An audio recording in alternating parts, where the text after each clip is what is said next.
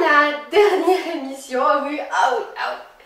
Je ne sais pas si vous le ressentez comme nous, mais les mois défilent à une vitesse étonnante et les sujets se bousculent au portillon. Oui, il y a 8 ans, et oui, ça fait déjà 8 ans qu'Actu TV existe. Il nous fallait des mois pour contacter une personnalité et obtenir qu'elle vienne un peu nous voir et nous donne un peu de son temps pour figurer dans ce qui n'était encore qu'un simple blog qui rêvait tout éveillé de devenir une émission. Ça a bien changé grâce à une équipe passionnée et bien oui, reconnaissons-lui, beaucoup de travail et d'obstination.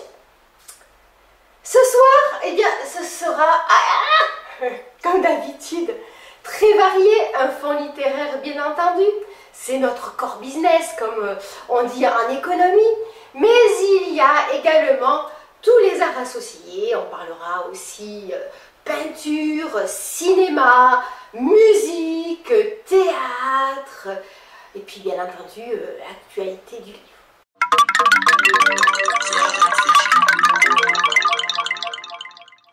Impossible de commencer ces news sans signaler 2 infos que nous ne pourrons traiter qu'en janvier, faute de temps. Le prix Rossel, le plus important du pays et de loin, qui vient d'être décerné à Laurent Demoulin pour Robinson, paru chez Gallimard, et, hélas, le décès de notre amie Mémé Loubard, alias Claudine Mailly, dont nous vous reproposerons la dernière interview publique réalisée en septembre 2016 par Karine-Laure Desguin. Une séquence émotion exceptionnelle. À Liège, le premier week-end du mois de décembre est consacré depuis plusieurs années au Salon du Livre des petits éditeurs, les Fugueurs du Livre. Ce salon, qui se tient au Grand Cursus, est un événement littéraire attendu et organisé par le Comptoir du Livre et la ville de Liège.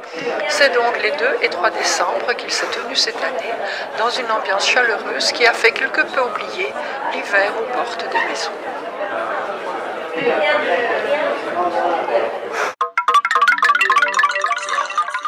Une semaine plus tard, c'est à quelques kilomètres de là, à Verviers, que se tenait le 10e rendez-vous des écrivains de la région dans le tout nouveau théâtre du Peigné que nous vous avons présenté le mois dernier, donc en plein centre, place du marché. Une quinzaine d'auteurs avaient répondu à l'appel de leur président Arnold Couchard, sans qui, disons-le clairement, plus rien ne se ferait dans cette ville en matière de littérature. Bonjour Arnold, alors nous voici au 10e salon des écrivains de Verviers. Qui se passe au théâtre du Peigné, voilà, oui. Dont on peut profiter encore du décor d'Arte, hein, qui a tourné une série, enfin justement une partie d'épisode d'une série. Oui. Et qui nous a laissé généreusement ce décor original, enfin pas à moi personnellement bien. Oui, non mais c'est vrai que c'est agréable, ça fait un beau petit décor. Et voilà, on est nombreux quand même, on est combien d'auteurs aujourd'hui? 16 15, oui. Il me semblait qu'il y a un 16e qui m'a dit qu'il s'était ajouté en dernière minute. Oui, il y en a 2 qui se sont ajoutés. Ah ben voilà, donc... En dernière minute et en avant-dernière minute. Le cadre est super. Un peu frisqué, mais enfin je crois que la chaleur de l'accueil... Ça va, oui, tout à fait. Moi je n'ai pas trop froid, bon je n'ai pas froid, juste j'ai mon écharpe. Oui. Et voilà.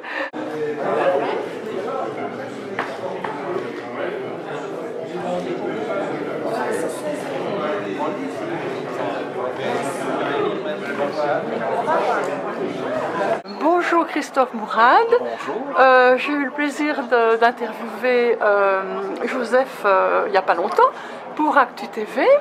Et voilà, je voulais te remercier, vous remercier tous les deux finalement, puisque vous ouvrez encore aujourd'hui le Théâtre du Peigné pour un événement littéraire. On connaît bien M. Couchard qui fréquente la pharmacie depuis quelques années maintenant. Et lorsqu'il m'a fait la proposition, la demande d'occuper l'espace, c'est avec plaisir que nous avons accepté. C'est vraiment magnifique, comme ça fait plaisir à tout le monde, puisque les Verviétois pourront admirer le Théâtre du Peigné que Joseph et toi avez ressorti d'un long sommeil. Et voilà, le théâtre aussi, un peu d'animation, il doit être content, je pense.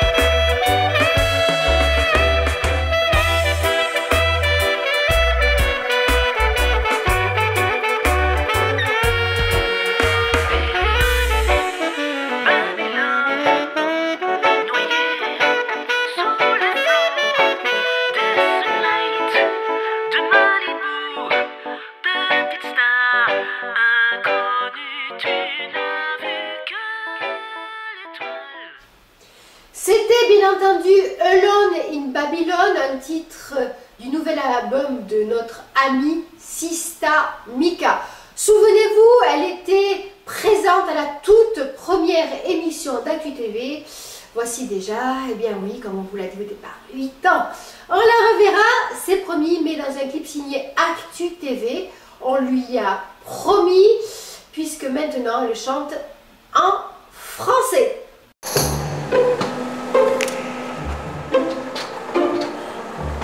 Copier Patrick Delperdange sans payer? Ok, mais seulement si vous êtes Patrick Delperdange. Pour savoir ce qui est autorisé, consultez le site www.donnant-donnant.be. Alors comment peut-on écrire à 4 mains?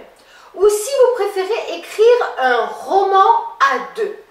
Lui, Francis Danemark, a déjà publié plus de 40 titres chez les plus grands, dont entre autres Le Castor Astral et La Fond.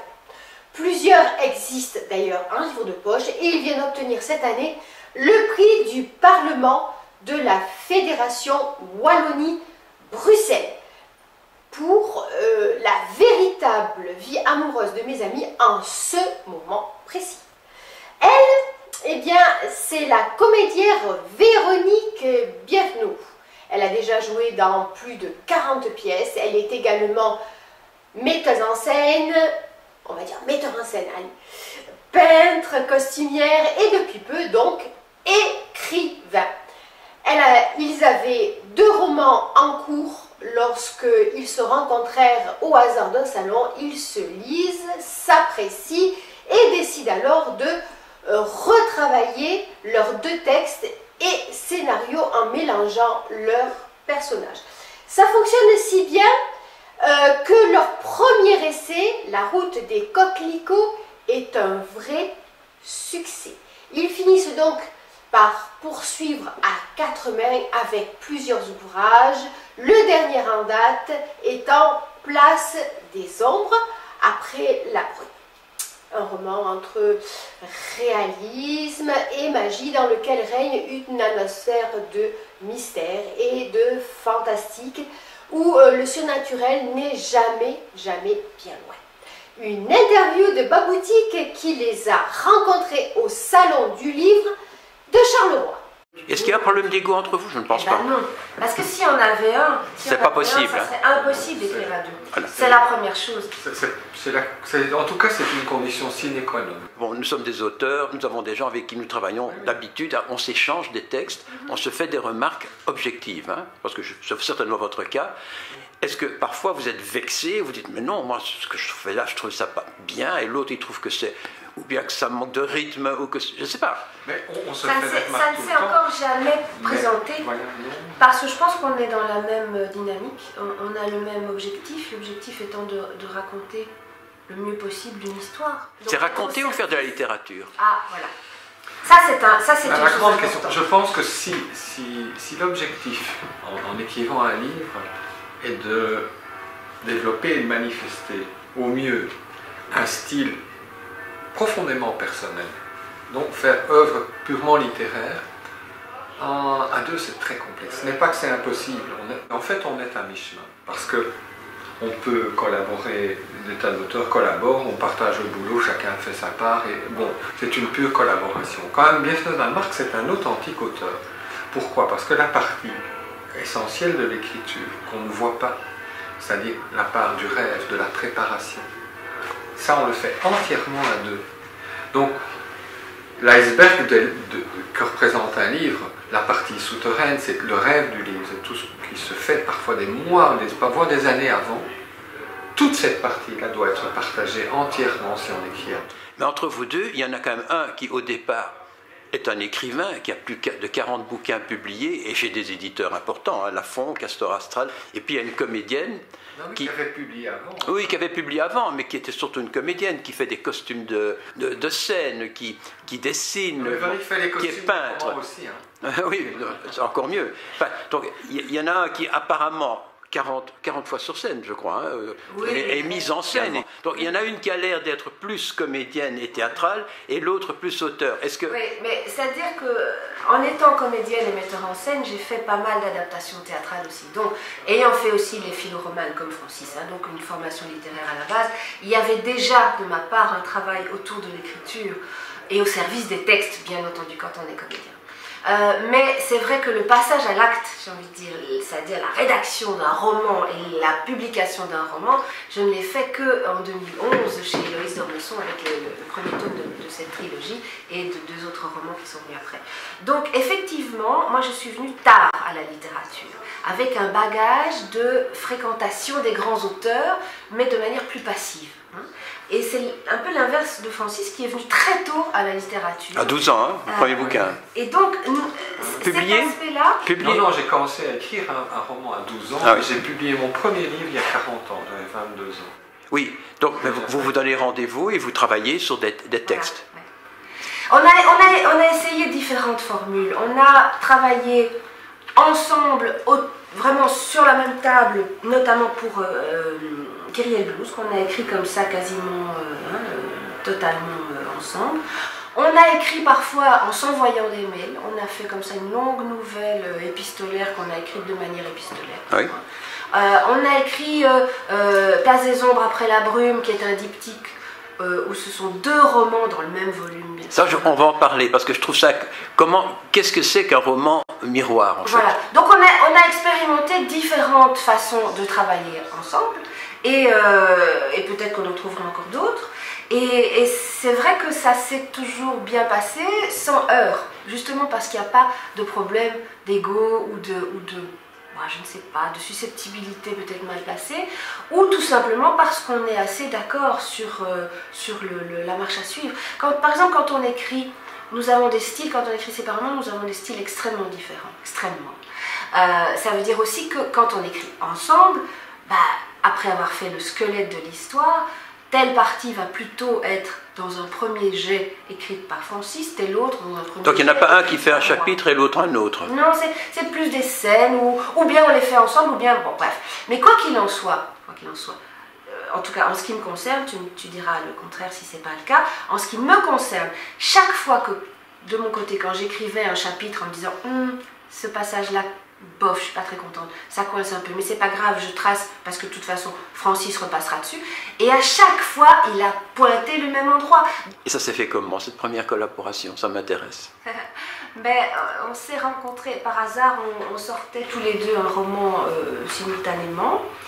Francis chez Lafon, moi chez Loïse Hobson. Oui. Et on avait été invités à une après-midi littéraire avec des journalistes et des auteurs, etc. Et on s'est rencontrés là parce qu'on ne se connaissait pas avant. Et on a parlé écriture, littérature et des tas d'autres choses, et botanique aussi si je ne m'abuse. On avait l'habitude de travailler avec des équipes, ce qui est chouette aussi les équipes, parce qu'il y a discussion, confrontation, etc., gestion. Et que quand on écrit seul, on est un peu 8 heures par jour devant son ordi ou sa feuille de papier. C'est super, mais voilà. Et on a eu l'opportunité d'essayer de travailler ensemble sur un premier projet qui malheureusement, ou heureusement d'ailleurs, maintenant on est en train de se dire heureusement, n'a pas abouti. C'était l'adaptation d'un roman de Francis, l'histoire d'Alice qui ne pensait jamais à rien et de tous ses maris plus un. Oui, question entre parenthèses. Qui invente ces titres qui sont extrêmement longs? Mais c'est un modèle déposé, il y a un copyright. Ah bon? Parce que je n'ai jamais vu ça. En général, on essaye dans une première page d'avoir un petit flash très court, etc. Et puis là, on a 4 pages, quoi. Comme ça, tout est dans le titre, on ne doit pas lire le roman. Voilà, on ne doit pas lire le bouquin. Ni le pitch, d'ailleurs. Mais ce roman-là, que je recommande, même si le titre est assez difficile à mémoriser, donc il peut dire... Non, mais c'est amusant aussi, après tout. Hein. C'est une façon aussi de se... C'est un superbe roman avec un superbe personnage. Et on avait un producteur et un réalisateur parisien avaient proposé à Francis d'en faire une adaptation cinéma. Oui. Et nous nous sommes essayés à faire ce travail qui était colossal. Et ça n'a pas eu lieu. N'a pas eu lieu. À cause de... Bon. Pas à cause de nous, à cause de la... Sur 10 films, il y en a 9 qui ne se font pas. Voilà. Il y a une trame, il y a une histoire dans un bouquin. C'est qui? C'est l'un ou l'autre? C'est Véronique. Oui. Bon, le logo, le nom Véronique Biefno, Francis Danemark, il faudrait trouver un nom qui recouvre les deux. Si lui marche mieux que les deux autres. C'est Biefno Danemark, hein, pour le moment, les bouquins qu'on écrit ensemble, c'est Biefno Danemark. Oui, mais quand vous écrivez votre livre seul, c'est uniquement Véronique Biefno. Qu'est-ce qui marche le mieux? Le couple ou chacun séparément? Pour le moment, La Route des Coquelicots. S'il vous plaît? Oui, c'est notre best. On a un bouquin qui tourne vraiment bien, qui s'appelle La Route des Coquelicots. Oui, c'est un des derniers. Hein? Non, c'est le premier. C'est le premier? Ah, vous deux. Est-ce que vous vivez uniquement de votre écriture? De tout ce qui tourne autour du livre. En tant qu'éditeur, je suis conseiller littéraire indépendant aussi. Donc je suis des gens, j'évalue des manuscrits, les comptes de guide. Et vous êtes rétribué pour ça? Comment? Vous êtes rétribué pour ça? Il y a intérêt, sinon c'est un travail. Mais donc j'ai toujours vécu dans le monde de la culture et des livres essentiellement, de tant que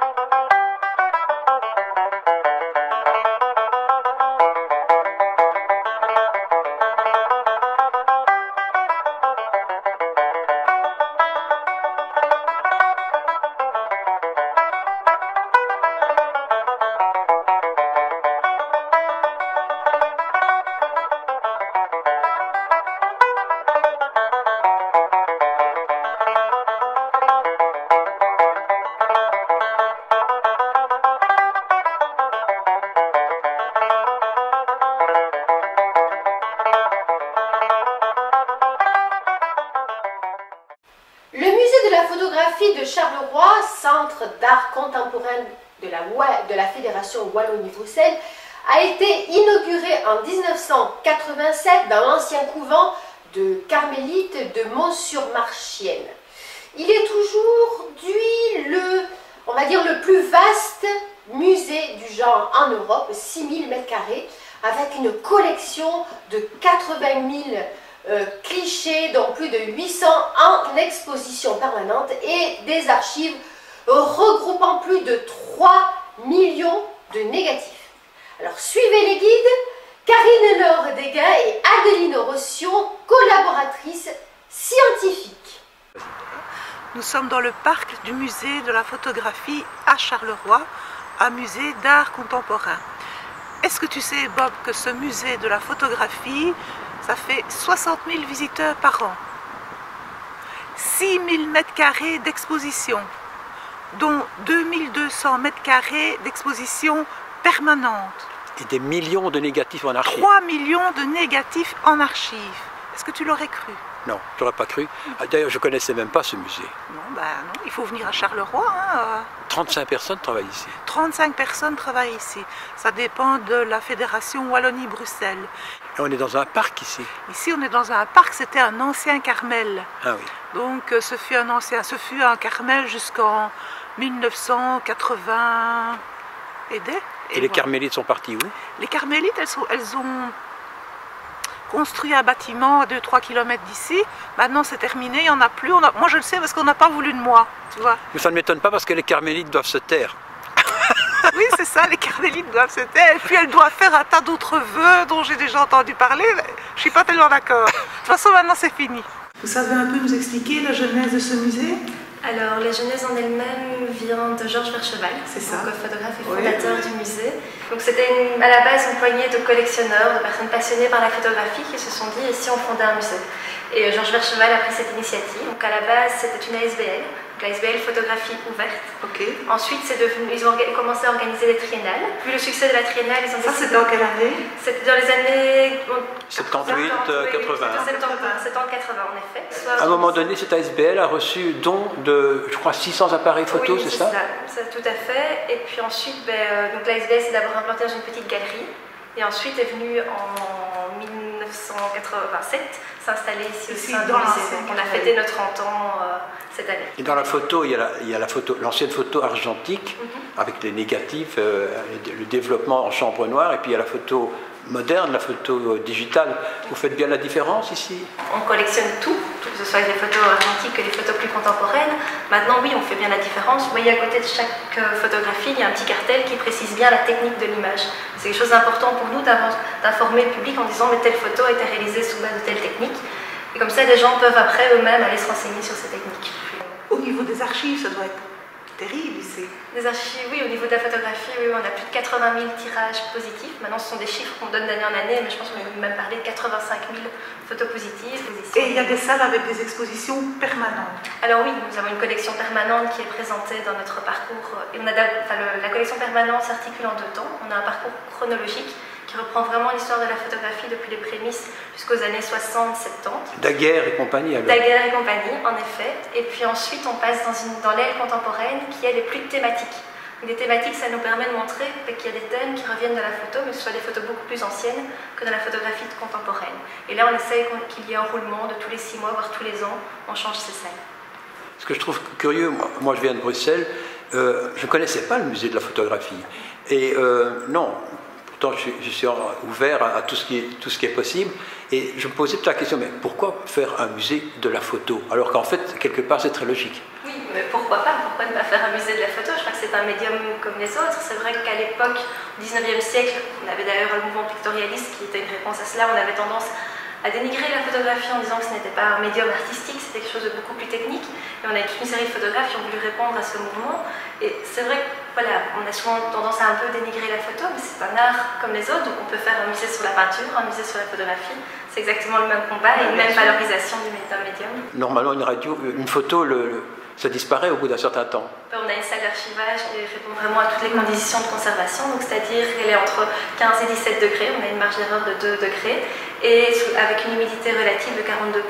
Ah, et c'est suivi, bien sûr. Et c'est suivi, bien sûr, tout est suivi au quotidien, et au niveau de la manipulation des images, forcément c'est avec des gants, tout est conditionné dans des boîtes, avec des feuilles plastiques, du plastique non acide justement, où les photos sont glissées. Donc vraiment tout est bien conditionné, tout est bien inventorié également, ce qui nous permet que sur base de notre inventaire, on n'est pas obligé de tout le temps manipuler l'image. Oui. On y réalise aussi des scans, des des photographies. Vous scannez tout? On essaye. Maintenant, on a 80 000 photographies. Ça fait quelques années qu'on essaye de scanner, mais c'est difficile de se mettre à jour. Mais on essaye de prendre le pli à présent, dès qu'une photo rentre dans notre collection, on essaye qu'elle soit scannée. Quelle est la photo la plus ancienne que vous ayez? La toute première photographie provient de Nicéphore Niepce, qui en 1826 a pris une photographie à travers sa fenêtre.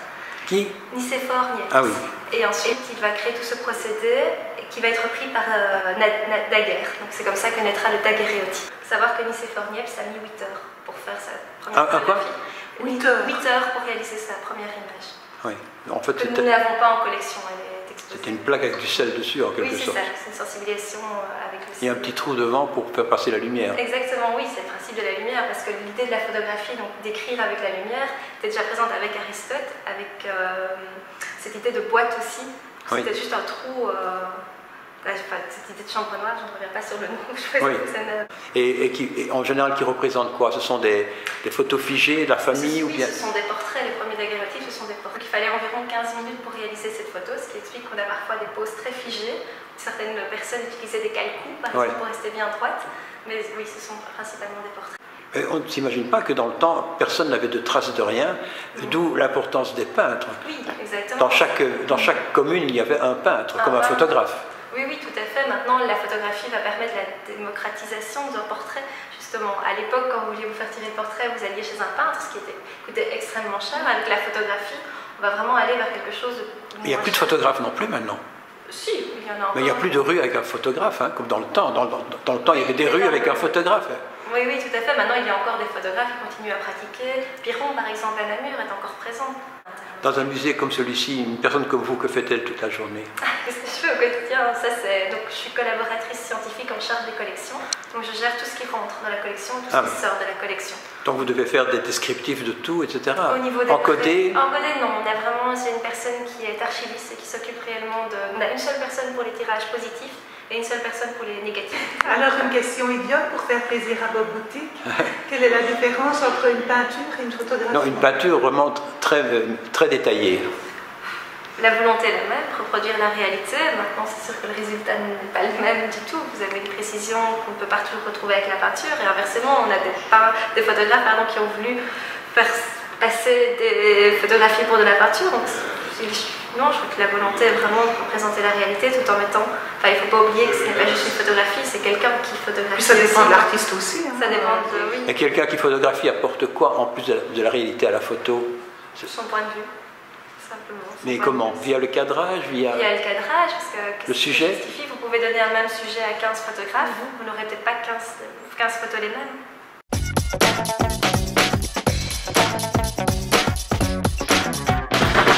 Aujourd'hui, journée mondiale de l'aviation civile. Alors, je voudrais rendre hommage à tous les pilotes de cette profession, sans qui nous ne pourrions jamais nous envoyer en l'air. Je voudrais remercier également tout particulièrement 2 hôtesses, Clara et Morgane, qui lors de nombreux vols ont été très chaleureuses avec moi et surtout avec le petit. Je ne sais pas quelle était la température extérieure, mais je peux vous dire qu'à l'intérieur, il faisait chaud. Surtout quand le petit a hurlé parce qu'il voulait pas mettre sa ceinture de sécurité. Qui entre nous, cette ceinture est plus là pour le show qu'autre chose. Maintenant, c'est vrai que si t'as un crash, t'es toujours à ton siège attaché à ta ceinture. Sauf que ton siège, il est plus dans l'avion. Bref, Clara et Morgane, grâce à leur expérience, ont su apaiser les angoisses de mon fils et surtout les miennes. Je remercie aussi le commandant de bord, Jack de bord, qui grâce à sa technique a pu me familiariser avec les trous d'air. Sa maîtrise m'a enfin appris à apprivoiser mes peurs de la hauteur, et grâce à sa patience et les heures de cours de pilotage acharnés, je pourrai enfin en toute sécurité avec mon fils aller faire seul et sans pilote particulier des tours de manège à la foire avec lui. Encore merci Jack. Allez, bonne journée de l'aviation civile. Et si toi aussi t'as des angoisses, eh ben n'hésite pas, viens nous rejoindre sur Maftaboul Prod, la chaîne YouTube, hein. Tu vas voir, avec tous les conseils qu'on te donne, tu pourras plus jamais avoir d'angoisse. Allez, salut les copains.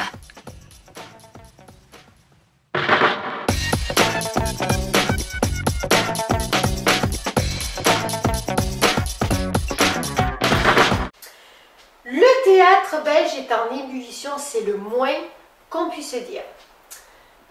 Vous le savez, pratiquement toutes les scènes du pays sont subsidiées. Pascal Vrébos nous en a parlé le mois dernier, souvenez-vous.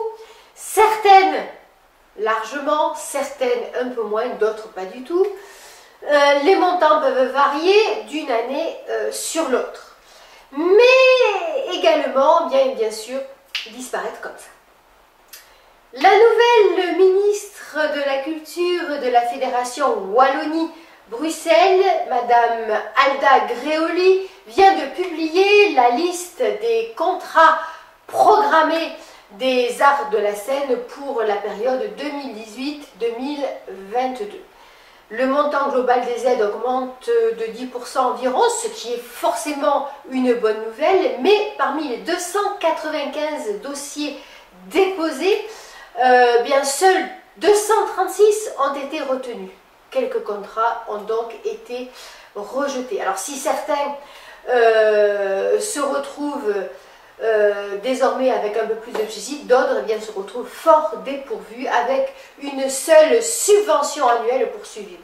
Comme par exemple le Magic Land Théâtre, que tout le monde bien sûr connaît à Bruxelles, mais également le mythique théâtre Poème 2 que nous vous avons déjà présenté dans l'émission Actu TV et dont la créatrice n'était autre que Monique Dorcel. Alors quoi?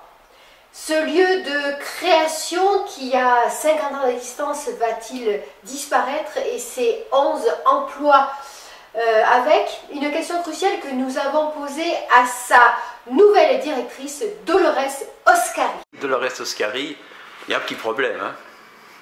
Oui, on peut qualifier ça comme ça. On peut qualifier ça comme ça. Oui. Que s'est-il passé pour que tout d'un coup on décide comme ça de supprimer une partie de vos subventions? Non, l'intégralité. À l'intégralité. Mais il y a une période de phasage quand même, non? Ah, cette période de phasage sert, sur papier, à liquider l'entreprise en réalité. Madame Dorcel a une très longue carrière qui a commencé en 1962. Elle n'a jamais bénéficié d'un contrat programme. Non. Le premier contrat programme est arrivé en 2009, l'année où elle partait. Moi j'arrivais en 2010 et nous en avons bénéficié 2 fois, consécutivement. Et donc la sanction en forme de réquisitoire est tombée.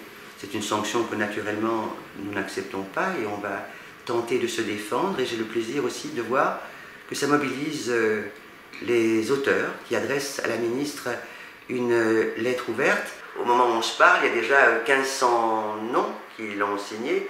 Ce n'est pas banal quand même pour un théâtre de cette taille. Pour simplifier, pour les personnes qui ne connaissent pas très bien le Poème 2, c'est un théâtre d'environ 70 places, c'est ça, qui fait de la poésie, du débat et qui n'est pas le théâtre classique, c'est bien ça? Absolument pas, bien qu'ils mettent en valeur aussi tout le patrimoine des lettres belges. Et il y a ici 11 personnes qui travaillent, si 11 j'ai bien personnes qui travaillent. C'est quand même beaucoup ça pour, je ne sais pas, pour faire de la poésie, ou c'est pas beaucoup, ou c'est normal? C'est tout à fait normal, parce qu'il se fait que quand vous avez la chance, comme ça nous est arrivé la saison dernière, de faire 2 spectacles qui bénéficient d'un très gros succès public et d'un rayonnement. Je parle en particulier du spectacle Le Curé Mélier et aussi L'avenir dure longtemps, l'histoire d'Althusser, interprétée par Angelo Bison. Ces spectacles vont bénéficier l'un et l'autre, l'un comme l'autre, d'une grande tournée, de plus de 30 dates en Belgique et à l'étranger, en France. Et donc nous ne pouvons pas maintenir une activité ici et une activité à l'extérieur sans personne pour la mener. Donc ça veut dire que le théâtre continue à fonctionner à Bruxelles et qu'il continue aussi à fonctionner hors les murs. Donc il faut du personnel. Est-ce qu'on vous a expliqué pourquoi vous n'étiez plus repris? Jamais de la vie. Je ne sais pas comment et sur base de quels critères ils se sont prononcés, puisque je n'ai jamais le plaisir de les accueillir. Pas assez de public peut-être? Le public c'est autre chose. Moi j'ai une salle de 70 places. Il n'y a pas plus tard qu'hier, nous jouions à bureau fermé pour le Marie-Madeleine de Yourcenar, et certains publics rencontrent moins de succès, mais je crois qu'en effet, si la qualité s'évalue au nombre de publics, il faut le dire tout de suite alors, et on maintient les grosses structures, et on maintient le divertissement, et on tue le reste. Je n'ai eu aucun contact avec ni la ministre ni son cabinet, j'ai appris la décision par la presse, comme tout un chacun. J'ai d'ailleurs demandé un rendez-vous à la ministre et je lui ai écrit le 27 novembre et à ce jour, à cette minute, je n'ai toujours pas eu accusé de réception de ma demande.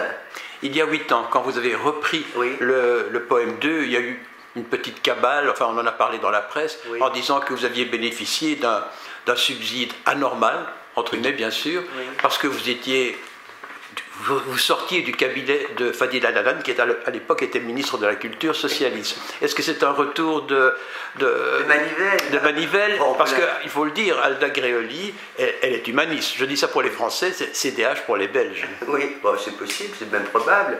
Écoutez, ah bon, à ce point-là moi, je sais en tout cas l'histoire telle qu'elle s'est passée. En effet, et je ne le nie pas, j'ai été, je pense, une conseillère en lettres consciencieuse. Pendant 5 ans. Pendant 5 ans, aimant faire ce qu'elle faisait.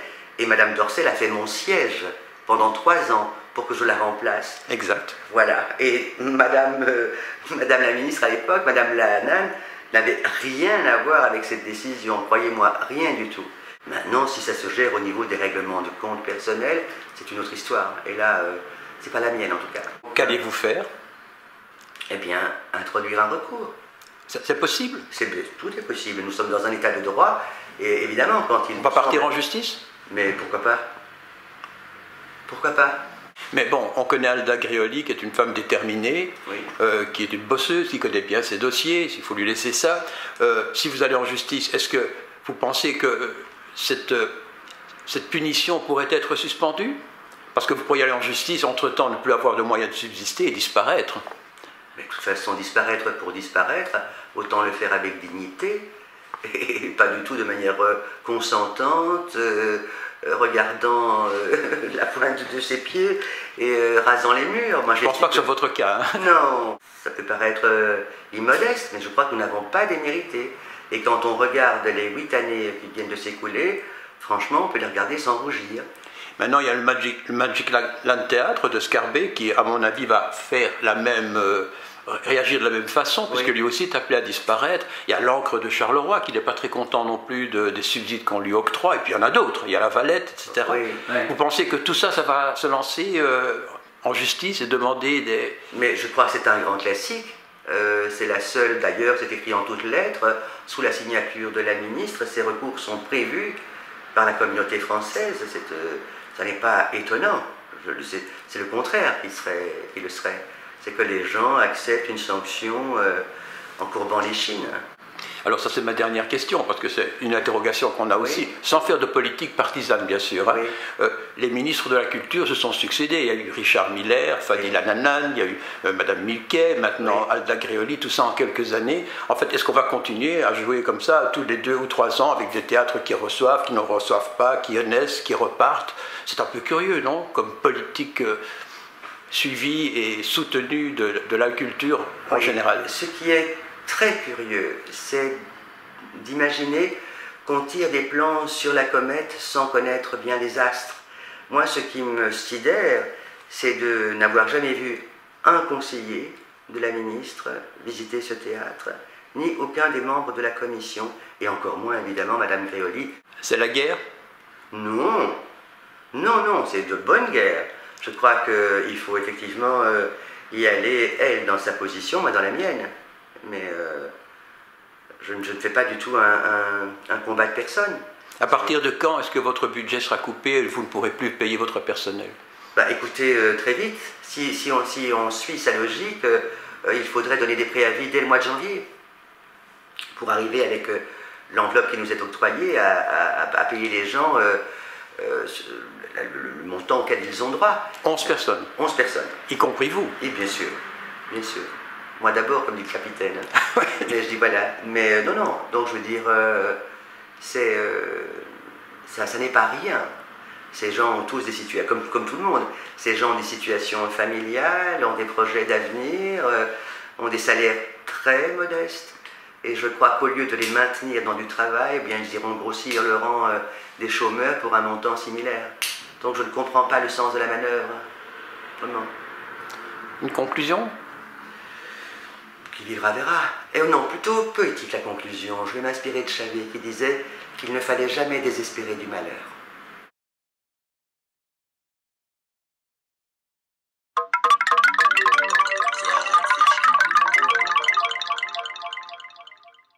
Ce n'est pas une impression, mais une évidence. Les salons du livre marchent toujours mieux en France qu'en Belgique. Plus de monde, plus de ventes. Demandez à Christine Brunet, qui vient de participer avec ses thrillers policiers au 26e carré des écrivains de Marseille, où étaient attendus 133 auteurs. Historiens, biographes, chroniqueurs, journalistes, photographes, poètes, dessinateurs, tous amoureux de Marseille. Alors, cette manifestation, qui dure 2 semaines, accueillit ainsi plus de 3600 auteurs en 26 ans. Elle est devenue d'ailleurs une véritable institution dans le monde littéraire de la cité phocéenne. Et elle se déroulait cette année dans le hall du centre commercial Bourse, près du Vieux-Port. Eh bien, comme vous l'avez dit, le Collectif de Marseille a été fondé en 1911, donc c'est une vieille association, reconnue d'utilité publique en 1924, et le but c'était la défense et la protection et la valorisation du patrimoine marseillais. Patrimoine au sens large, bien sûr les vieilles pierres et les monuments, mais aussi le patrimoine naturel, je pense au Calanque à Marseille par exemple, ou le patrimoine culturel. Donc au fil du temps, ce comité donc, a bougé, et puis en 1992, vous avez eu l'idée de créer ce qu'on appelle aujourd'hui le carré des écrivains. Pourquoi? Pourquoi? C'est parce qu'entre autres nous éditons un certain nombre d'ouvrages, et des ouvrages que nous appelons les cahiers du comité, qui sont des petits ouvrages historiques, et je m'étais dit que ce serait bien de pouvoir les faire connaître davantage au public en présentant ces ouvrages. Et donc on a présenté ces ouvrages, on a invité un certain nombre d'auteurs, et on a commencé par une 50aine d'auteurs que nous avons invités dans la bibliothèque du musée d'histoire la première année. On ne pensait pas qu'il y aurait un tel engouement de la part des Marseillais, puisque le Centre Bourse accueille chaque année près de 26 000 personnes ce jour-là, et on ne pensait pas que 26 ans après, nous serions encore là. Le but, c'est de faire connaître Marseille à travers tous les livres qui paraissent, que ce soit des livres biographiques, des livres historiques, de la bande dessinée, des livres pour enfants, des livres de photos, quelle que soit la thématique, il faut que Marseille soit présente dans le livre. L'année dernière et les années précédentes, a priori, vous étiez en partenariat avec la FNAC. Oui. Cette année, vous avez changé, vous êtes en partenariat avec la très célèbre librairie Maupetit à Marseille, qui est sur la Canebière. Est-ce que c'est du fait en fait de cette exposition en Canebière, etc. ou est-ce c'est parce que vous souhaitiez changer en fait Non, c'est parce que la FNAC avait de plus en plus de difficultés à assurer l'approvisionnement des livres, la gestion des livres, parce que le fonctionnement est assez lourd.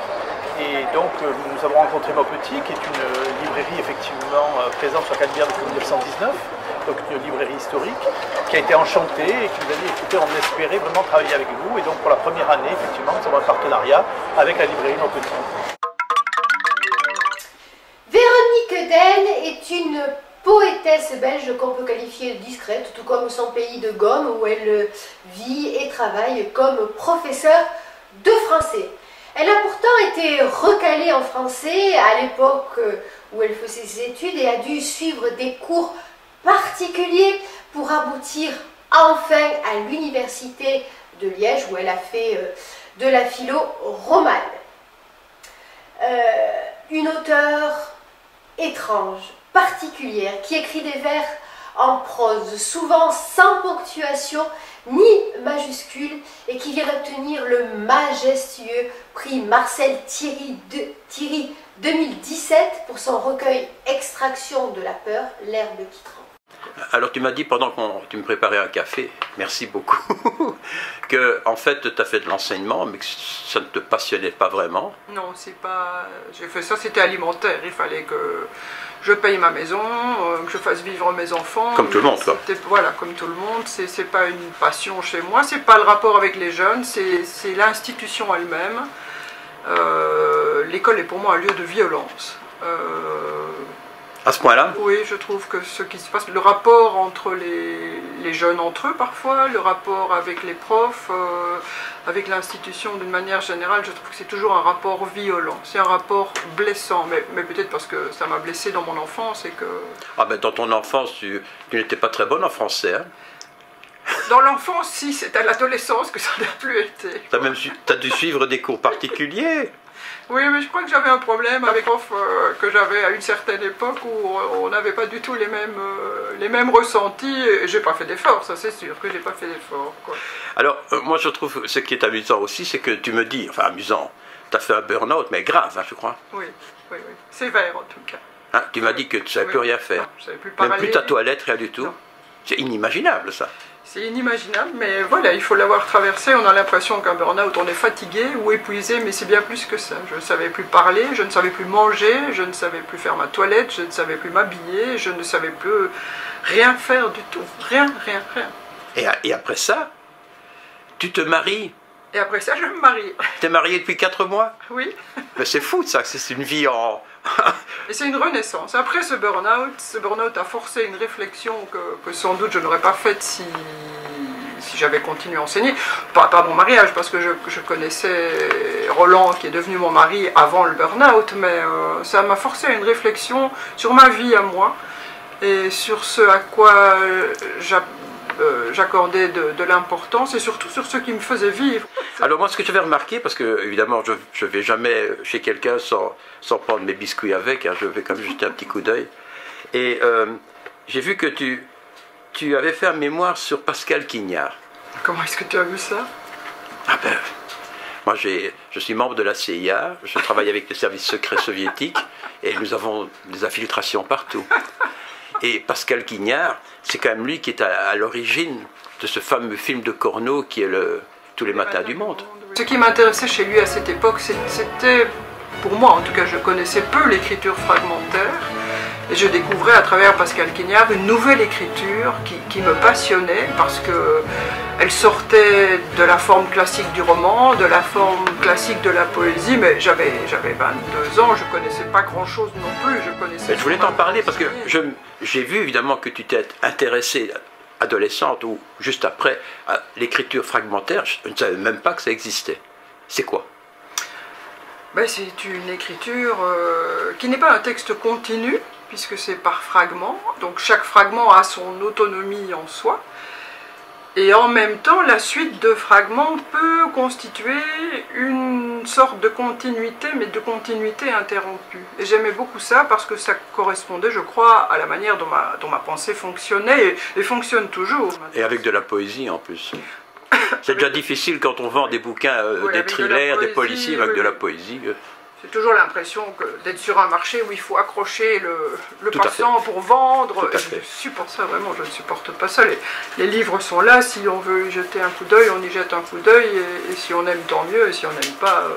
Le recueil, je ne vais pas dire le livre, le recueil de poésie qui t'a permis d'avoir le prix Marcel Thierry, mais je suppose que c'est aussi parce que ce qu'il y a derrière, bien sûr, hein, il s'appelle Extraction de la peur. Est-ce que, déjà le titre... Moi, je vis dans la peur. Oui, je vis dans la peur. Et j'ai lu certains de tes textes où tu parles constamment de dévorer. Oui, ce sont des termes que je trouve très curieux, parce que c'est assez fort. On dévore l'amour, on dévore tout. Mais dans le recueil, il y a deux choses. Il y a deux dévorés. Il y a à la fois l'amour. Je vivais à ce moment-là une relation un peu destructrice. Donc c'est pas la seule, hein? Oui, je ne suis pas la seule, ça je sais. C'est l'amour tout dedans dehors, c'est l'amour bras de fer, enfin c'est un amour de combat. Comment il s'appelle? C'est Sarac. Sarac, ça. Voilà.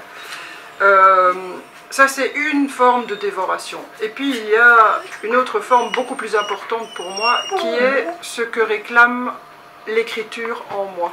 C'est une dévoration intérieure. L'écriture en moi est une gueule. C'est à la fois une gueule, c'est-à-dire une gueule. C'est à la fois quelque chose de monstrueux, un monstre avec une gueule qui me réclame, qui réclame tout de moi. Ah bon? Qui réclame que je lui consacre ma vie, mon temps, que je m'engouffre là-dedans. Tu as besoin, une nécessité. Oui, et en même temps quelque chose à quoi je voudrais résister parce qu'il y a la vie, parce que... Il y a autre chose à faire que ça. Hein. Oui, parce qu'il y a eu des enfants à élever, parce qu'il y avait un métier, parce qu'il y avait la vie de tout le monde, quoi. Et il fallait résister à cette gueule qui me dévorait.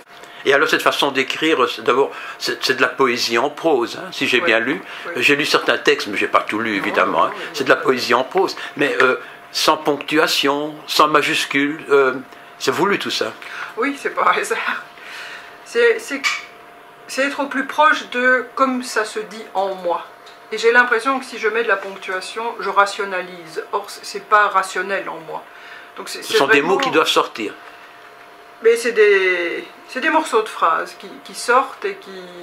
Tu te relis à haute voix? Oui, oui, oui, c'est très important. Il y a un rythme. Donc il y a une musique. Oui, un rythme, un battement. Je sais que certains poètes parlent de chant, d'autres de danse. Moi, c'est un battement. C'est un petit peu une pulsation comme les battements du cœur. D'ailleurs, un jour, j'étais chez mon médecin et il prenait mes pulsations cardiaques et il m'a dit 68.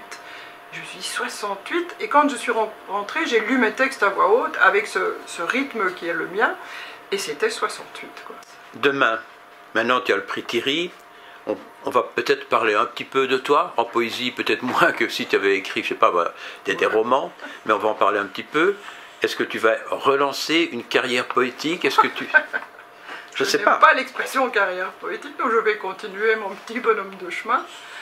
Je serai contente que la caméra se ferme et que cet après-midi, je cours dans les bois avec mes 2 chiennes. Ça, c'est ma vie, ça. Finalement, je fais mon François aux oiseaux debout, sur mes murets.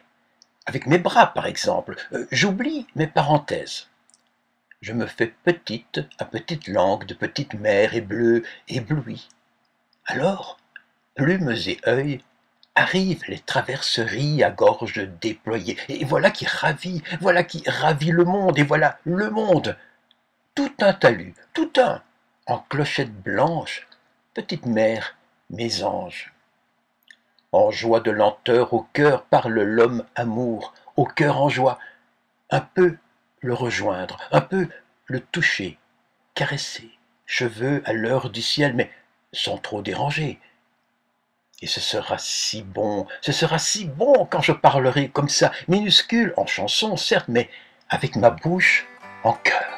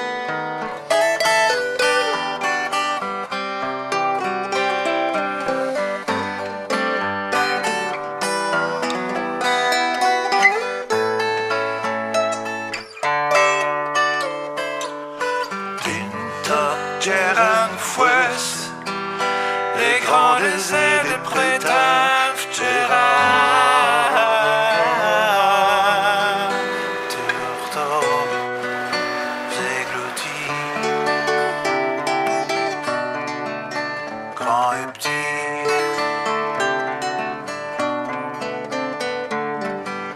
Et vallées toutes, mais il fallait Bora, une ville pyramide, tout medis mora Saint-Houda.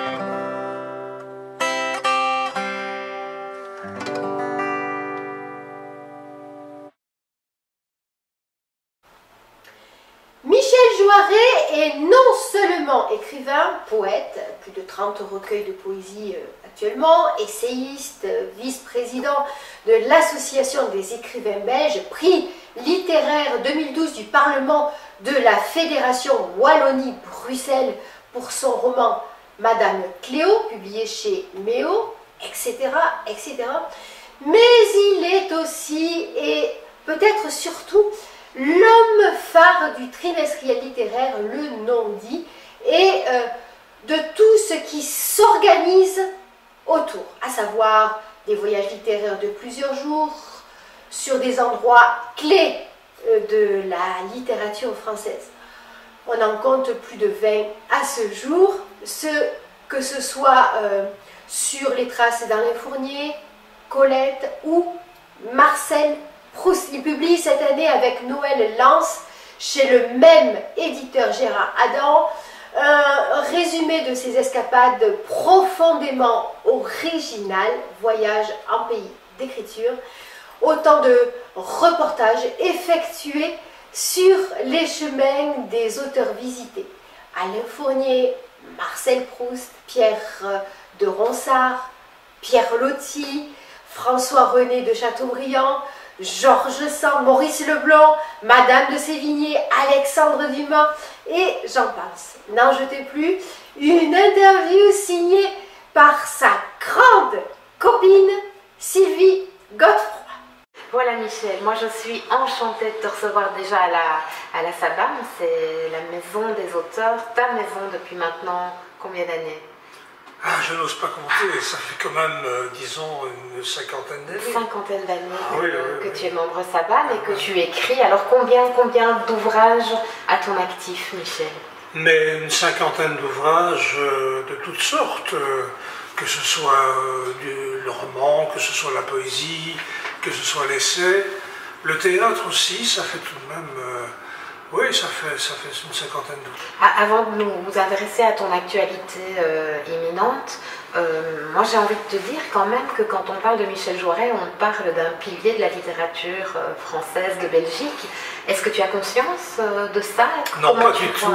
Ce qui me manquait, moi, c'est le contact direct avec les auteurs, avec les écrivains, mais aussi avec leur public, ça, voilà. Pas seulement. Et donc, c'est la raison pour laquelle j'ai toujours été mordu par le virus de la revue. Bien sûr, c'est une belle façon d'ailleurs d'amener ton action au sein du Non-Dit. Est-ce que tu peux nous expliquer, pour ceux qui ne connaissent pas, ce qu'est le Non-Dit?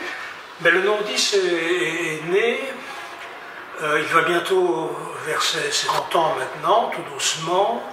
Il est né pourquoi? Parce que je voulais créer une revue telle que mes attentes l'espéraient.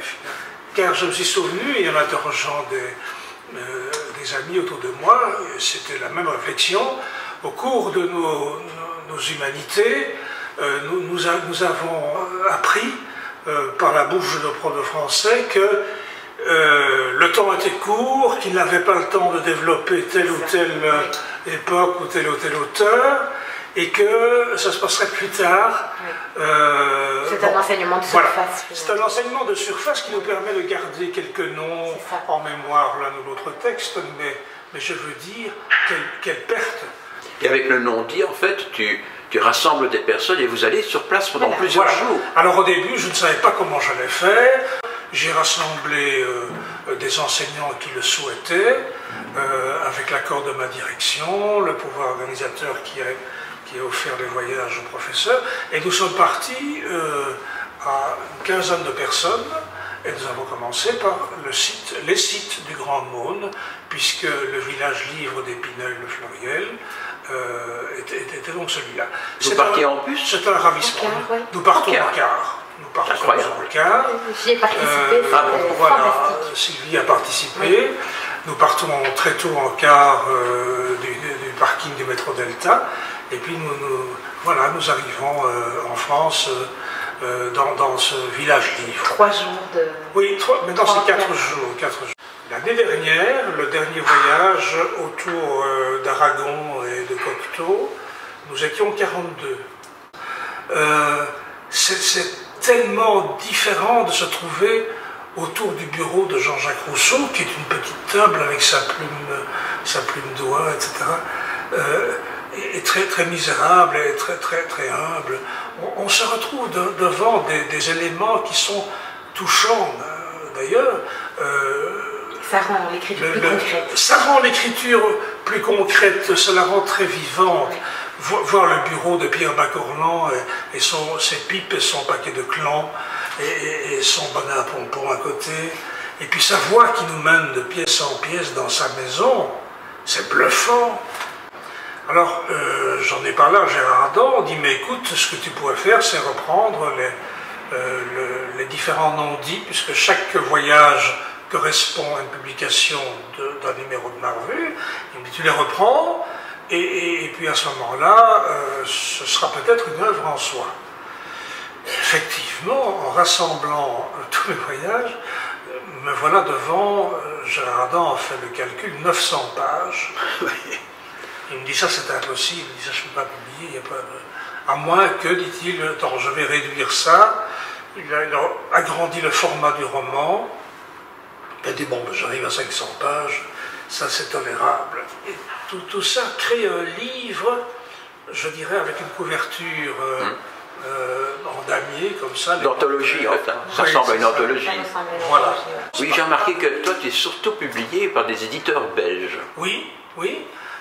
D'abord parce que je n'ai pas investi dans l'édition française. Si je prends par exemple Nadine Monfils, tout à fait. Bon, mais elle a investi toute sa vie dans l'édition française. Mais jusqu'à partir de vivre en France actuellement. Elle vit là, elle a déménagé à Montmartre.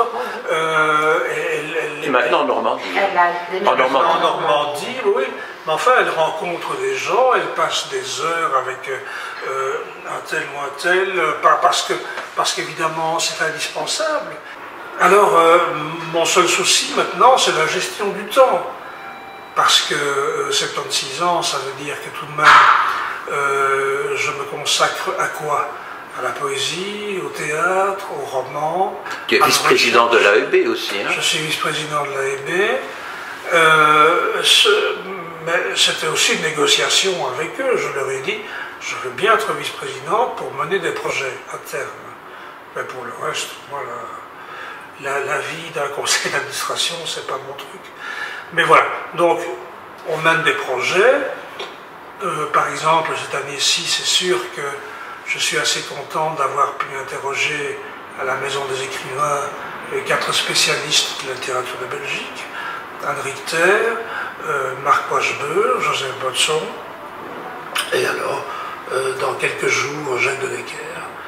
Et voilà, ce sont des choses qui me plaisent parce que je reste convaincu que s'il faut rester ouvert aux écritures qui se révèlent jour après jour, il faut aussi rester très ouvert à son patrimoine.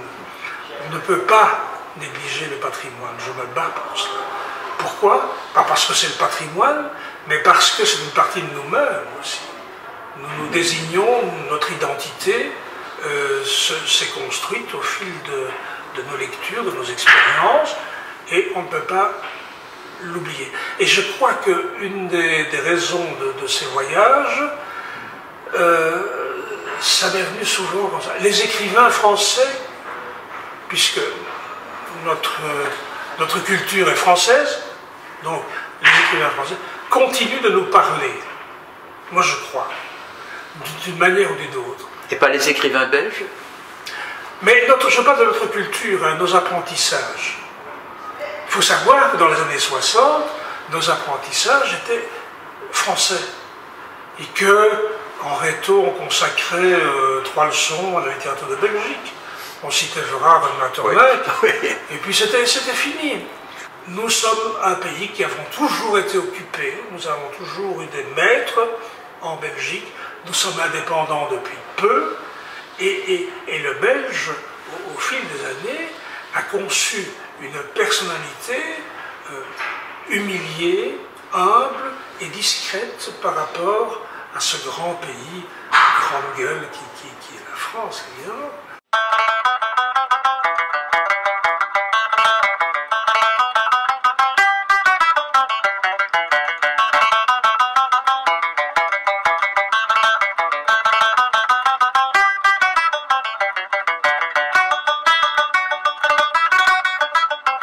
Et voilà, c'est reparti le duo producteur Dominique Dubuisson et réalisatrice Dominique Smets se lance à présent à corps perdu après Marby Star Couillu des deux églises dans un deuxième film qui s'intitulera La vérité sort du puits. Eugénie, interprétée par Dominique Smets, bien sûr, l'héroïne de Marby Star, est une veuve aisée, insouciante, mais en fait peu satisfaite de son sort, à qui il arrive un jour une tuile catastrophique, on va dire. Elle est prise en otage, puis enlevée. Du coup, elle va devoir vivre un certain temps comme beaucoup de SDF survivent dans les bas-fonds de Charleroi, et cette aventure pleine de rebondissements inattendus et de secrets de famille cachés, va la mettre au pied du mur. À la suite de quoi, si elle en réchappe et dans quel état, ça on le verra dans le film, elle ne sera plus jamais comme avant. Donc bonjour aux amis de nos amis. Nous sommes ici à Charleroi, bien sûr, en compagnie de nos deux Dominique, Dominique Smets et Dominique Dubuisson. Et donc pourquoi? Eh bien vous le savez, Marby Star de Couillu les deux églises, ce sont les Dominiques. Producteur, réalisatrice, Dominique Smets est la première réalisatrice femme Carolo, il faut le souligner. Alors leur film, on en a beaucoup parlé à Charleroi et bien plus loin, puisqu'il y a eu l'affaire des Magritte. Parce que ça, il faut comme le rappeler, normalement c'est vous qui auriez dû avoir le prix. C'est nous qui aurions dû. Je n'en sais rien. On était les favoris, c'est très simple, puisque Dominique Smets avait 12 000 entrées avec son film, et les autres en général avaient entre 1200 et 1500 entrées. Oui, donc le film qui a gagné en avait 1200. C'est le film qui a gagné, on avait 1200. Bon, ben alors en justice, toi tu as dit, je veux voir l'ordinateur dans lequel se trouvent toutes les données, puisque les gens pouvaient en fait voter par mail, c'est ça? Voilà, c'est ça. Enfin, par, oui, c'est ça, par mail. Les votes se faisaient par mail. Et donc, nous on s'est dit, ben, écoutez, si vous voulez la transparence, il n'y a pas de problème, analysons les données, et puis si vous avez raison, je m'excuserai, et on dirait que j'étais un grand parano, puisque ça fait 2 ans et demi qu'ils disent que je suis un parano. Et ils ont refusé. Et pendant 2 ans et demi, ils ont fait mieux que ça, ils nous ont attaqué au tribunal en disant que les données qu'on avait saisies n'avaient pas été saisies légalement. Oui. Or, maintenant, après 2 ans et demi, le tribunal a reconnu d'abord que j'étais pas un parano, moi ça me fait vraiment plaisir. Mais je ne sais pas si... Je ne sais pas, mais je me suis posé des questions à un moment. Je vais être sincère avec toi, je me suis posé des questions à un moment, je me suis dit, mais finalement, est-ce qu'ils n'ont pas raison, est-ce que je ne suis pas un parano quelque part? Mais j'avais beau regarder le dossier dans tous les sens, je me suis dit, mais écoute, avec tout ça, c'est pas possible. Au moins, qu'on nous montre les trucs, et puis je reconnaîtrai tout ce que vous voudrez après. Et donc, maintenant, le tribunal a reconnu que nous avions non seulement le droit de saisir les données, que c'était légal, mais qu'en plus, maintenant, on va pouvoir les analyser. Ton but, quoi, c'est de ramasser un maximum de fric ou quoi? Non, le but, c'est... Encore une fois, ça va pas. Il sait bien que c'est vrai, là. Le but, nous... Vraiment, nous, ce qui nous intéresse, c'est le public et rien d'autre. C'est le prix du public. Si le public a voté pour un film, quel qu'il soit, si c'est un autre film eh bien c'est celui-là qui doit l'avoir. Il est hors de question que ce soit les professionnels qui remettent le prix du public. Mais donc, comment dire, celui qui recevait le premier prix, logiquement, il avait la possibilité de passer à BTV, à RTB, voilà, donc il était acheté en télévision, donc ça veut dire qu'il y avait un nouveau public qui pouvait encore voir ce film, et c'est ça qui est triste, voilà. Quand je vois le système tel qu'il existe aujourd'hui, au niveau, je parle de l'audiovisuel, du cinéma, je veux surtout pas en faire partie. Et tout ça me paraît pas très clair, très net. Moi, j'ai pas envie de faire partie de ce milieu-là. Nous, Est-ce que c'est un système de copains et est-ce que c'est un système de copains politiques? Comme parfois on l'entend dire. Alors, moi, je ne vais pas parler de politique dans le milieu du cinéma, peut-être, probablement, je n'en sais rien. Est-ce qu'il faut faire du cinéma social pour avoir de l'argent? Oui, oui, mais voilà. Ça dépend ce qu'on appelle social aussi. Bah non, mais enfin, social, c'est Dardenne, quoi. Les producteurs demandent de l'argent à la communauté française parce qu'il existe, et c'est formidable. Attention, hein, que ce soit clair, moi je ne suis pas en train de critiquer la communauté française. La communauté française met un système qui met en place des subventions. L'aide à l'écriture, l'aide à la production, l'aide à la promotion, l'aide à la finition, ou à l'image, Eurimage, etc. Et il y a des gens qui s'inscrivent là-dedans et qui se disent, moi je vais faire du cinéma. Et donc quand on me dit en Belgique, comment est-ce qu'on produit un film, mais ils vont chercher du pognon là-dedans. On m'a posé la question, est-ce qu'il est possible de faire un film avec les citoyens? On l'a fait avec Marbista. Oui, maintenant on va refaire un film avec les citoyens, mais on va faire un vrai film social. Ça veut dire que les recettes, j'ai pas dit les bénéfices, j'ai dit les recettes, vont servir à construire de l'habitat léger pour les SDF. Alors en fonction des recettes, on va le faire sur Charleroi et si on a suffisamment, on fera 2 projets également, un sur la Louvière. Oui mais Dominique, tu vas faire des maisons sociales. Oui. C'est parfait, tout le monde est content, on va te mettre une croix sur la tête, tu seras un saint plus tard, mais en attendant tu dois bouffer quand même. Oui, moi j'ai cette chance, c'est que j'ai le statut d'artiste, et Dominique a le statut d'artiste, nous on vit là-dessus, on a cette chance, c'est que on vient de milieu modeste. Non mais si par exemple, si tu as besoin de 3 000 euros par mois pour vivre, nous c'est pas notre cas, on peut vivre avec 1 200 euros. Donc, mais est-ce qu'on va pas vous reprocher, si tout le monde faisait comme vous, de naviguer dans un milieu qui ne soit pas professionnel? Alors, je ne sais pas à quel niveau vous n'êtes pas professionnel. D'abord, en quoi est-ce qu'il doit être professionnel? Pourquoi est-ce qu'il devrait être professionnel? Déjà, alors moi je veux bien un milieu professionnel qui est payé par les citoyens, moi j'appelle ça de l'assistanat, j'appelle pas ça un milieu professionnel. Un chômeur reçoit de l'argent de l'État, on dit qu'il est assisté, d'accord? Et un professionnel du cinéma qui reçoit l'argent des citoyens, on dit que c'est un professionnel. Ouais. Comment est-ce qu'ils mettent leurs règles, leurs cadres? Je comprends pas. Alors moi je veux bien payer qu'on donne de l'argent aux chômeurs et qu'on leur demande de faire un métier, on dira que c'est des professionnels aussi. Non, on leur donne de l'argent, on leur demande pas de faire quelque chose. Et de l'autre côté, les gens, on leur donne de l'argent, ils font du cinéma. On va se faire des amis, hein. Ça c'est clair. Oui, je suis habitué. Alors Dominique, La vérité sort du puits, c'est le titre de ton second film. Et pourquoi ce titre-là Voilà, qu'est-ce qu'il exprime? Je veux raconter l'histoire d'une femme qui ne sera pas du tout Barbie. Il y aura du suspense alors. Oui, donc c'est l'histoire d'une femme qui ne sera pas du tout Barbie, un tout autre type de personnage, une femme qui a beaucoup d'égocentrisme, qui a beaucoup d'ego et qui est axée sur elle-même et qui, à un moment donné, va vivre une situation tellement dure, tellement forte que ses yeux vont s'ouvrir vers la vérité. Et la vérité sort du puits, c'est quelque part, il y a réellement un puits dans l'histoire, mais c'est parce que c'est dans la souffrance et quand on est au fond de quelque chose qu'on peut émerger, on peut sortir et en fait trouver la vérité. La lumière sort toujours de l'ombre. Ouais, voilà, mais il lui arrive quoi? Je vais le lire parce que sinon je vais me perdre. Je viens de l'écrire à l'instant. Ouais. Alors voilà, mais Eugénie, c'est un personnage que je vais incarner évidemment. C'est une femme sans problème financier, car propriétaire d'un certain nombre de maisons. Et dans sa vie, Eugénie porte malheureusement un terrible secret familial qui lui pèse au point qu'elle tente de remplir sa vie de façon superficielle et franchement déplacée. Maintenant, ça en fait rire certains, mais aussi ça en fait pleurer d'autres.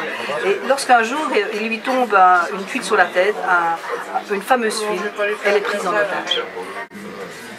Dominique, la vérité sort du puits, il en a une.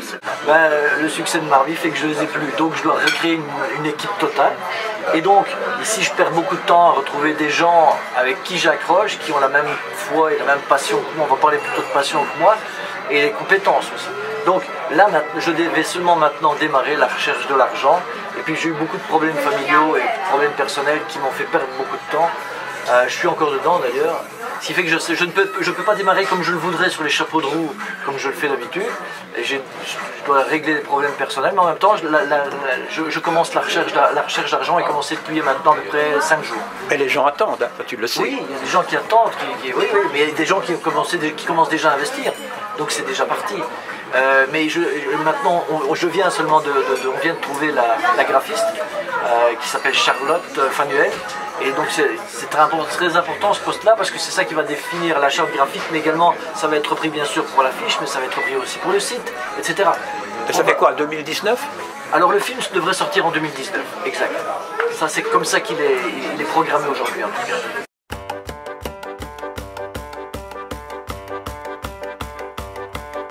Le petit magicien, le Merlin de la Formule 1 roulait très vite, vite, vite, vite. À 380 et toujours le compteur en main, il roulait vite, vite, vite, vite, vite. Mais plus il roulait vite et plus il buvait lentement. Mais plus il roulait vite et plus il buvait lentement. On ne boit pas en roulant, on ne roule pas en buvant. On ne boit pas en roulant, on ne roule pas en buvant. Le petit musicien, le Chopin niveau Formule 1 jouait très vite, vite, vite, vite. À 680, avec le métronome en main, il jouait vite, vite, vite, vite, vite. Mais plus il jouait vite et plus il baisait lentement. Mais plus il jouait vite et plus il baisait lentement. On ne joue pas en baisant, on ne baise pas en jouant. On ne joue pas en baisant, on ne baise pas en jouant. Le petit académicien, le Balzac niveau Formule 1 écrivait vite, vite, vite, vite, vite. 200 bouquins par an, c'est beaucoup plus que Monterland, que Marguerite, Plus il écrivait vite et plus il lisait lentement. Plus il écrivait vite et plus il lisait lentement. On n'écrit pas en lisant, on lit pas en écrivant. On n'écrit pas en lisant, on lit pas en écrivant. Et enfin le gros marin, le haddock niveau Formule 1 mangeait très vite, vite, vite, vite. Côte-à-l'os 10 kilos des haricots et 20 tonnes de frites, frites, frites, frites, frites. Mais plus il mangeait vite et plus il parlait lentement. Mais plus il mangeait vite et plus il parlait lentement. On ne parle pas en mangeant, on ne mange pas en parlant. On ne parle pas en mangeant, on ne mange pas en parlant. Timbidi pampada, rimbidi pitidi, rimbidi pampada, rimbidi pitidi, rimbidi pampada, rimbidi pitidi, rimbidi pampada, bam badam bam bam. On ne boit pas en roulant, on ne roule pas en buvant. On ne boit pas en roulant, oui mais on peut boire en chantant. On ne joue pas en baisant, on ne baise pas en jouant. On ne joue pas en baisant, mais on peut baiser en chantant. On n'écrit pas en lisant, on lit pas en écrivant. On n'écrit pas en lisant, mais on peut écrire en dansant. On ne mange pas en parlant, on ne parle pas en chantant. On ne chante pas en parlant, oui mais on peut vivre en chantant. Ce mois-ci, Marc Hageber va nous parler une nouvelle fois d'un auteur belge méconnu du grand public, mais que tous les spécialistes s'entendent pourtant à considérer comme l'un des grands de la littérature, Max Elskamp. Tout comme Paul Mouget, que nous vous avons présenté le mois dernier, cet écrivain exigeant avec lui-même au point de brûler ses œuvres, cultiver la discrétion et ne publier que de tout petits tirages qu'il distribuait ici et là à ses amis. Une cinquantaine parfois de bouquins, pas plus. Fils de banquier, il était néanmoins à l'abri du besoin, mais viscéralement dépressif. Il ne laissa donc que peu de traces de ses écrits qu'il rédigea à la fin du XIXe siècle, au début du XXe. C'est bien simple, l'ensemble de son œuvre poétique représente à peine un recueil de quelques centimètres d'épaisseur. Mais ses pairs, eux, connaissaient sa valeur, connaissaient son génie. Mallarmé, André Gide, Maurice Maeterlinck, etc. Il finit sa vie dans un asile après, selon ses propres dires, une longue période de prostration, de silence et d'exil. Il avait alors 70 ans. Aujourd'hui, on va parler de Max Elskamp. Je ne vous cache pas que moi, je ne le connaissais pas. Et je pense que beaucoup d'amis que je connais, qui sont un peu intéressés par la littérature, ne connaissaient pas son nom non plus. Et il me fait penser Quoique c'est pas du tout la même époque. Hein. Max Elskamp, si j'ai bien compris, c'est le 19e. Enfin, il démarre au 19e et il termine... Le 32, mais oui. il perd la raison au milieu des années 20. Donc. Mais il me fait penser à Nouget. Oui, il ne veut pas qu'on parle de lui, il est extrêmement modeste, il publie pour 50 amis. Je ne suis pas sûr que les raisons psychologiques soient les mêmes. Les milieux ne sont pas non plus les mêmes, puisque Nouget vient de la petite bourgeoisie. Son père était professeur, sa mère était commerçante. Elskamp vient des milieux richissimes de la Belgique de la fin du XIXe siècle, puisque son œuvre littéraire ne lui a jamais rien apporté, il ne l'a pas cherché, et il a toujours vécu somptueusement, sans problème. Mais il y a quand même une véritable introduction au grand public, mais que je pense les gens ont gardé dans la mémoire sans pour autant faire le lien avec le nom et avec l'auteur et surtout avec son œuvre. C'est que Julos Boccarde a mis en musique, et c'est admirable d'ailleurs, un des poèmes de Max Elskamp, un des très beaux poèmes de Max Elskamp, qui parle de sa mère, ô Claire, Suzanne, Adolphine, ô ma mère des Écossines. Par rapport justement aux écrivains de sa génération dont on a déjà parlé, qu'il s'agisse de Maeterlinck ou de Verhaert, et même de Rodenbach, a certainement autant de génie que Rodenbach. Mais il ne va pas percer de la même façon, et pour plusieurs raisons. La première, c'est qu'il n'a fait que de la poésie. Et il est reconnu parce que des gens comme Desambiaux, bon, c'est peut-être pas le plus grand auteur belge, mais enfin, en parle Gide, Mallarmé, Maeterlinck, bien sûr, et l'éditeur Paul Lacomblé aussi, je crois. Oui, qui... Tout le milieu sait l'importance d'Elskamp. Et je vous disais, il accueille Verlaine, Mallarmé. Bon. Et donc, il n'y a aucun doute, il n'est pas du tout un exclu à l'intérieur des jeunes Belgiques. Mais c'était aussi, je pense, quelqu'un qui n'était pas très sûr de lui, qui avait toujours une sorte de mélancolie, un spleen qui le poursuivait, pas très heureux en amour, si j'ai bien compris. Ça, alors là, non, ça c'est la catastrophe. La catastrophe, hein. Et, il a eu un grand amour, celle qu'il appelle Maya, oui. Et elle n'a pas voulu de lui, ce qui n'est pas le seul à avoir vécu ça, mais visiblement, l'œuvre complète d'Elskamp, sur papier Bible, c'est 4-5 cm. Et c'est une sorte de mélopée infinie. Et alors il y a une autre grande blessure qui va donner lieu à un recueil tout à fait particulier qui s'appelle Sous les tentes de l'Exode. C'est-à-dire qu'au moment où l'armée allemande avance en Belgique, Elskamp, qui vit à Anvers, donc près de la Hollande, passe la frontière. Parce que la Hollande était neutre à l'époque. Oui, et puis il la passe. Et il va se retrouver dans les... Parce que les Hollandais n'ont pas été archi sympa, hein. Bon, donc il se retrouve, lui, le richissime anversois, dans des camps de réfugiés. Et là aussi, on voit la fragilité extraordinaire d'Elskamp et la blessure de tout ce qui le sort de son concours. Mais il dit carrément qu'il hait, du verbe haïr, l'allemand. Hein. Ah oui, ça, mais ils le haïssent tous. Hein. Oui, mais enfin... Non, mais en 14, eux qui ont célébré l'Allemagne... entre le 2 août et le 4 août, ce que j'ai écrit dans le livre oui. dont on a parlé au mois de septembre, il y a une sorte de bascule, mais sans nuance. On est passé du blanc au noir absolu. Il y a eu deux périodes littéraires importantes. Une quand il était jeune, donc avant 1900, puis il y a eu une sorte de grande période vide. Oui, absolument. Et il réapparaît en 1920. Tout à fait. Un peu avant de mourir, parce qu'à la fin, il était devenu fou, hein, à peu de choses près. Il y a le premier Elskamp, contemporain du premier Verhaert, du premier Maeterlinck, enfin surtout du premier Maeterlinck. Et puis disons, il y a les années 90, qui sont celles où toute cette génération éclot. Explose. Oui, mais lui, il éclot, mais il n'explose pas. Non, pas du tout. Il part à Paris, et il se... part à crapote, mais il se concentre sur le folklore flamand, entre guillemets, notamment de sa ville, Il va écrire d'ailleurs des choses admirables sur et toutes beaucoup ces traces. Beaucoup se trouvent chez vous ici, hein, parce qu'il Oui, a légué une grosse partie de sa documentation aux tous, archives. Hein. Presque tout se trouve ici, en fait, y compris son buste, son chapeau. Bon. Et alors là, il se passe quelque chose d'incroyable. En 4-5 ans, il y a une éclosion créatrice. Là, on peut parler d'explosion. Une explosion créatrice fabuleuse qui donne certains, d'ailleurs, de ces très, très, très, très grands recueils.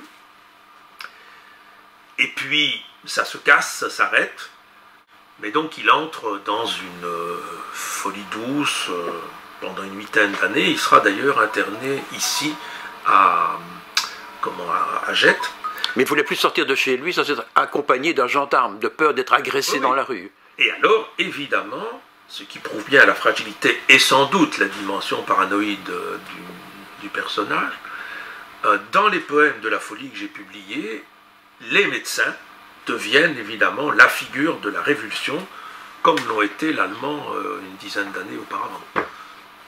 Alors, à partir du moment où cet homme a une explosion créatrice, qui est suivie par un délire progressif impliquant des formes d'internement, il n'a évidemment pas mené à terme son œuvre. Donc, la publication d'une partie de son œuvre et de l'œuvre complète est posthume. Et toujours avec des tirages très, très petits et très réduits. Hein. Oui.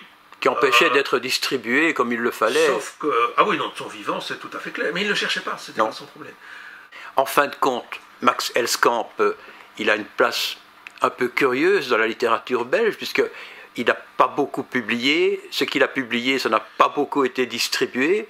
Et pourtant, plus le temps recule, enfin, plus il recule dans le temps, plus on a l'impression qu'on le considère comme un grand. Vous n'avez pas tort en disant plus le temps recule, plus on le considère comme un grand, mais en même temps, on le cite partout maintenant. On ne peut pas nier qu'en son temps, ses pairs le savaient. Oui. J'ai trouvé sur Internet une liste très, très complète d'un tas de poèmes qu'il a écrits, des poèmes assez courts, et je me suis amusé quand même à en lire quelques-uns, et ça se lit très facilement. C'est pas du tout pédant. C'est ni pédant, ni ésotérique, ni compliqué, et c'est d'une musicalité, il faut les lire, évidemment. On peut entendre Bocard, mais il faut les lire et on se rend compte qu'il n'y a pas d'équivalent à Elskamp depuis très longtemps. Amandine, moi je trouve que c'est un prénom extraordinaire. Merci. On n'entend pas souvent, hein? C'est vrai que ces derniers temps, non, mais je suis née en 85 et il y a beaucoup d'Amandines qui ont le même âge que moi. Ah bon? Oui. Des copines? Des Amandines, j'en connais 5-6 des Amandines qui ont plus ou moins le même âge que moi. Ah bon? Oui. Elles sont toutes aussi jolies que toi? Ah non, évidemment, je suis Tu es comédienne? Oui. Alors, tu nous as fait un beau cadeau en acceptant. En fait, on se connaît via Gaëtan Faussaire. Oui, on ne s'est jamais vu en direct. Non, c'est vrai. Ben, je ne le regrette pas. Hein. Ben, voilà. Et j'avais demandé à Gaëtan de trouver quelqu'un qui puisse nous lire des extraits, je dis bien des extraits de poèmes, puisque nous parlons beaucoup de littérature dans cette émission, mais pas des trucs trop longs, parce qu'en télé. Et alors il m'a dit, ah, je connais quelqu'un qui pourrait te le faire, mais il faut encore lui poser la question. On s'est téléphoné, et maintenant tu es là. Oui. On va continuer? Oui, on continue. Ok. Alors le premier poème, ce sera quoi? Alors le premier poème, c'est À ma mère de Max Elskamp. Tu connaissais? Moi je ne connaissais pas. Je ne connaissais pas, j'ai été voir sur internet évidemment, parce que j'ai pas envie de lire un texte de d'une personne que je ne connais absolument pas. Et c'est un auteur, un poète belge. Je pense que son père était flamand, sa mère était wallonne. Exact. D'Écossines. D'Écossines, oui, tout à fait, du Hainaut, je viens du Hainaut. Donc voilà, et je lis le texte qui est une louange à sa mère. Il l'a fait pour son père, et ici c'est le texte. Une sorte de litanie, hein? Oui, c'est ça. Oui, oui, tout à fait. Donc on peut que s'identifier à ce texte, évidemment, puisqu'on a tous, enfin moi personnellement, je dirais bien des louanges à ma mère. À ma mère. Ô Claire, Suzanne, Adolphine, ma mère qui m'étiez divine, comme les maris, et qu'enfant, j'adorais dès le matin blanc qui se levait là, près de l'eau, dans l'embrun gris monté des flots, du fleuve qui chantait matine à voix de cloche dans la bruine. Ô ma mère, avec vos yeux bleus que je regardais comme cieux, penchés sur moi tout de tendresse, et vos mains, elles, de caresse, lorsqu'en vos bras vous me portiez, et si douce vous me souriez, pour me donner comme allégresse du jour venu qui se levait. Et puis après qui me baignait, nue, mais alors un peu revêche, dans un bassin blanc et d'eau fraîche, aux aubes d'hiver et d'été. Ô ma mère qui m'étiez douce, comme votre robe de soie, et qui me semblait telle mousse lorsque je la touchais des doigts. Ma mère, avec aux mains vos bagues, que je croyais des cerceaux d'or, l'or en mes rêves d'enfant, vague, mais dont il me souvient encore. Et bien voilà, c'était la dernière émission de l'année, la 79e depuis le début, en février 2010. L'émission progresse de mois en mois, lentement mais sûrement, et nous vous donnons d'ores et déjà rendez-vous pour l'année prochaine. Ce sera le dimanche 28 janvier, le temps de récupérer de la période des fêtes, que nous vous souhaitons bien sûr des plus joyeuses, festives et heureuses possibles. Vous connaissez bien sûr le reste, le site de l'émission c'est actu-tv.net. Vous avez également notre chaîne YouTube, le podcast de l'émission s'y trouve également en ce moment, ainsi que les séquences individuelles que vous venez de suivre. Notre adresse, si vous souhaitez une information, c'est baudouin.boutique@skynet.be. Écoutez, passez d'excellentes fêtes de fin d'année.